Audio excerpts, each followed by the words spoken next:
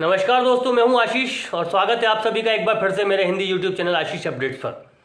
अभी तक के मेरे सारे वीडियोस आप लोगों को नगर निगम की सीरीज पर मिल रहे हैं। आज का वीडियो भी नगर निगम से ही जुड़ा हुआ है। मेरे जो आज के वीडियो में मैं आपको जानकारी दूंगा वो नगर निगम के पार्षद तथा महापौर के वेतन और भत्तों से जुड़ी हुई जानकारी है। किसी पार्षद को कितनी तनख्वाह मिलती है, कितना वेतन मिलता है, किसी महापौर को कितनी तनख्वाह कितना वेतन मिलता है, कौन कौन से भत्ते मिलते हैं, इसकी जानकारी आज के वीडियो में आप लोगों को मिलेगी।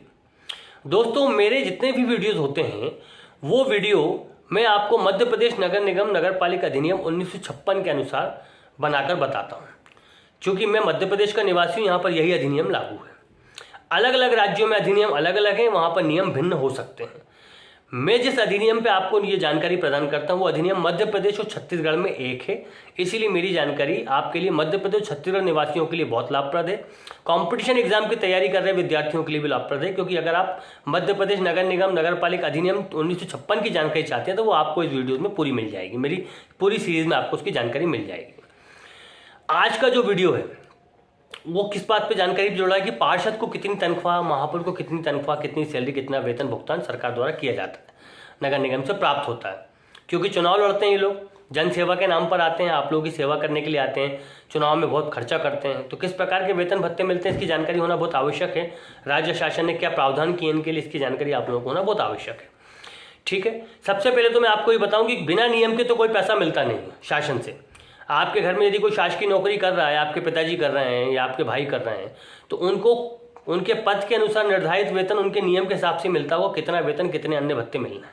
उसी प्रकार से जो पार्षदों और महापौर के लिए जो नियम बनाया गया है ये है मध्य प्रदेश नगर पालिका निगम पार्षदों के पारिश्रमिक तथा भत्ते नियम 1995। इसके अनुसार पार्षद, अध्यक्ष या फिर महापौर को भुगतान किए जाते हैं। इस नियम के अंतर्गत कुछ परिभाषाएं हैं, जैसे कि निगम, तो राज्य शासन द्वारा कोई भी गठित नगर पालिका निगम इसके अंतर्गत आता है।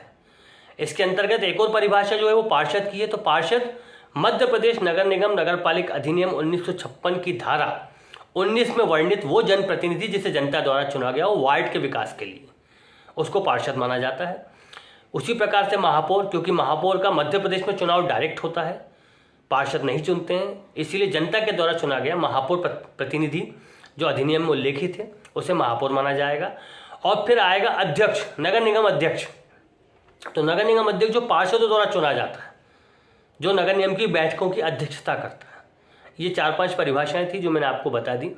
अब आ जाते हैं असली मुद्दे पर कि भुगतान कितना होता है, वेतन कितना होता है। तो सबसे पहले आप लोगों की रुचि इस बात को जानने होगी कि आपका क्षेत्रीय पार्षद कितना कमाता है, क्षेत्रीय पार्षद की कितनी वेतन या तथा भत्ते उसको मिलते हैं। सबसे पहले पार्षद की बात कर लेते हैं। तो एक पार्षद को जो मध्य प्रदेश नगर निगम नगर पालिका अधिनियम में प्रावधान है उसके अनुसार 4,000 रुपये तनख्वाह मिलती है, 4,000 रुपये प्रतिमाह वेतन मिलता है। लेकिन इस वेतन को बढ़ाया या घटाया जा सकता है राज्य शासन द्वारा। जैसे मध्य प्रदेश में अभी किया गया, बढ़ाया गया, डबल कर दिया गया, तो अब उनको तनख्वाह 8,000 मिलेगी। इसी प्रकार से भत्ते मिलेंगे। भत्तों की बात मैं भी बाद में करूंगा, पहले मैंने आपको पार्षद का वेतन बताया जो अधिनियम में उल्लेखित है। राज्य शासन समय समय पर बढ़ाती या घटाती रहती है। नगर निगम अध्यक्ष को उसी प्रकार से 6,000 रुपये प्रतिमाह वेतन का प्रावधान है तथा 900 रुपये सत्कार भत्ता इसका प्रावधान है। उसी प्रकार से महापौर पे आ जाएगी।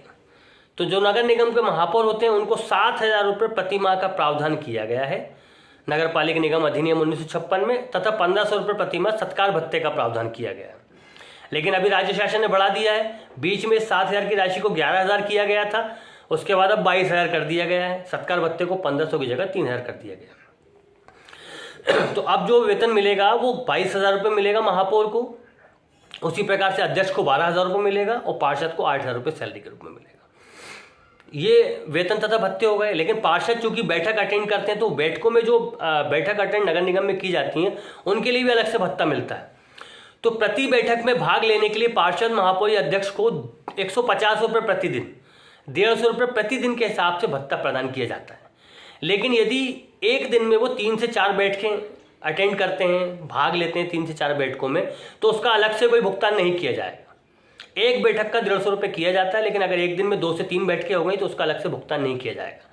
इस 150 रुपये की राशि को नियमानुसार 600 रुपये तक बढ़ाया जा सकता है। यानी कि 150 रुपये यदि आपको एक वेतन मिल रहा है प्रति बैठक में भाग लेने का, तो 150 से 200, 300, 400, 500, 600 तक वो प्रदान किया जा सकता है अधिनियम में उल्लेख के अनुसार। इसके बाद मान लीजिए कोई पार्षद, महापौर या अध्यक्ष निगम क्षेत्र के बाहर यात्रा करता है तो उसको क्या क्या सुविधाएं मिल सकती हैं।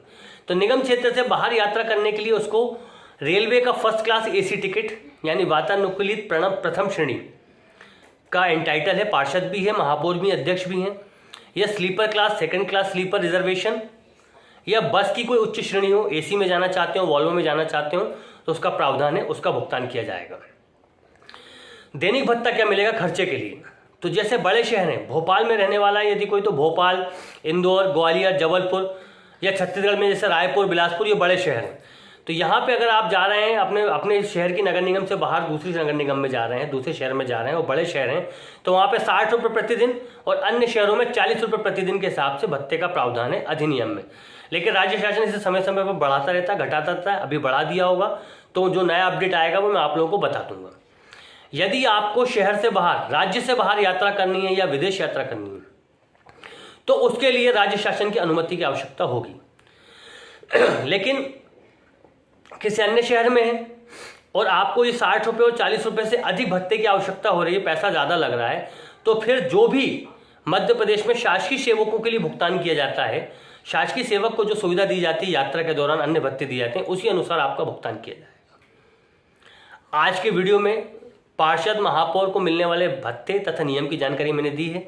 मैंने आपको बताया कि इस नियम को पार्षदों के पारिश्रमिक तथा वेतन भत्ते नियम के नाम से जाना जाता है। इस चीज़ को आप लोग नोट कीजिएगा। कोई समस्या है तो मुझे जरूर अवगत कराइएगा। आज की वीडियो में जानकारी इतनी ही। अगली वीडियो में फिर से कोई नए अपडेट के साथ मैं आप लोगों के सामने फिर से आऊँगा। तब तक के लिए बहुत बहुत धन्यवाद। जय हिंद।